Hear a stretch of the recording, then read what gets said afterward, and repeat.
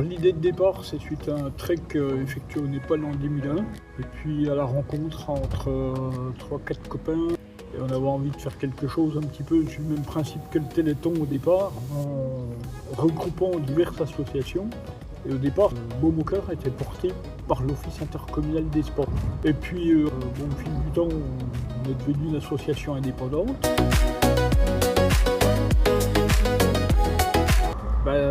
C'était le Népal au début. Notre idée, c'était de récolter des fonds et de soutenir des projets. Donc, ce qui s'est fait avec les Amis de la Prague, qui était la première association qu'on a parrainée en 2003. En 2005, il y a eu un tsunami en Asie du Sud-Est. Et donc, on a dit, on va soutenir une action. En 2006, on recherchait une nouvelle association, parce qu'on avait dit, on essaiera d'aider un pays par continent, en gros. Donc il y avait un orphelinat qui s'occupait d'enfants, d'orphelins, qui étaient abandonnés, qui ne fréquentaient pas les écoles. Et c'est comme ça qu'on a connu Amitié Madagascar-France. L'idée, c'était de changer chaque année de pays. Ensuite est venu le Cameroun, ensuite c'est le Pérou. Et la dernière qu'on parraine, c'est les Amis d'Haïti. C'est la 3e fois, donc on va accueillir Haïti et le Mali.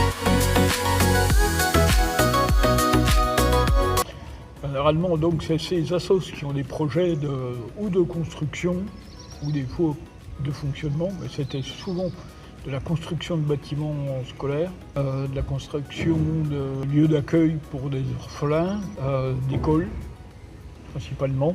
Donc on vient en complément des actions qu'elles peuvent faire, parce que nous on leur apporte en gros 10 000 euros par an, enfin à chaque fois qu'elles sont parrainées, entre 10 et 20 000 euros.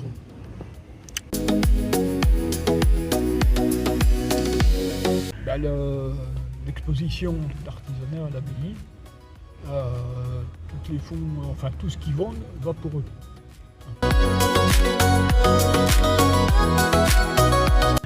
La devise de Beaumoncœur, c'est faire découvrir l'autre et l'ailleurs.